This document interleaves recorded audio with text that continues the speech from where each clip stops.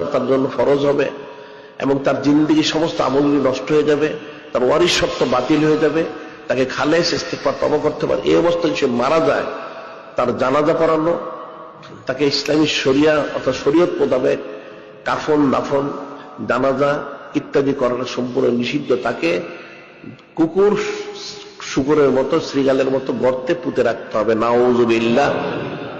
এটা হচ্ছে শরীয়তের ফয়সালা, এটা মনে রাখতে হবে।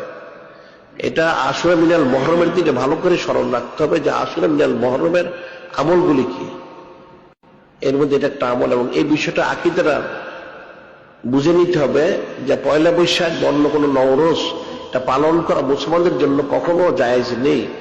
এখন সেটা ব্যক্তিগতভাবে করুক আর সরকারিভাবেই করুক না কেন, কারোর জন্য সেটা জায়েজ নেই। এখন এরা গণ্য মূর্খ, আমরা সেটা আগেও বলেছি, এরা বলে থেকে পয়লা বৈশাখ হচ্ছে বাংলা সন।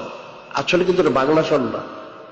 বাদশাহ আকবর করেছিল এটা ফসলি সন। সে বাঙালি কখনোই ছিল না, সে মঙ্গোলিয়ান, তার ভাষা ছিল ফার্সি।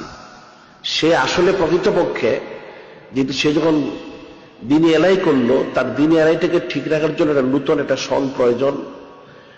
এই হিজরি সনটাকে সে এই ওলামায়ে সু যারা ছিল, আবুল ফজল ফৈজি মোল্লা মোবারক নাগরী, যারা এই দিনী ইলাহির প্রবক্তা ছিল, বাদশাহ আকবরের চেলা ছিল, এদেরকে চেলা বলা হতো যারা দিন এলাই গ্রহণ করতো। এই চেলাগুলি তারা দেখলো যদি হিজরি সন থাকে তাহলে তাদের অসুবিধা, এই জন্য হিজরি সনটা বাদ করার জন্য তারা সেই ফসলি সনটাকে গণনা শুরু করে। যেটা কিন্তু আসলে বাংলা সন নয়, এটা ফসলি সন। আর এটা হচ্ছে আসলে ইসলামের বিরোধিতা করতে যেই এটা সে করেছে বাদশাহ আকবর।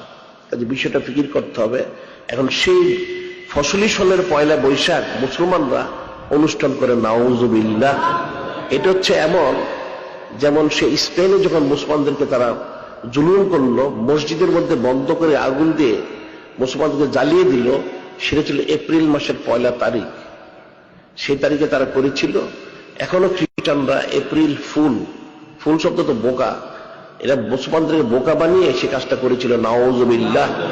এখনো তারা কিন্তু 1 এপ্রিলে মানুষকে ধোঁকা দিয়ে থাকে, দিয়ে এই বিষয়টা তারা পালন করে। মুসলমানদেরকে তারা যে কষ্ট দিয়েছিল, আগুন দিয়ে জ্বালিয়ে পুড়ে শহীদ করেছিল, সেটা তারা আবার অনুষ্ঠান করে পালন করে থাকে, নাউযুবিল্লাহ।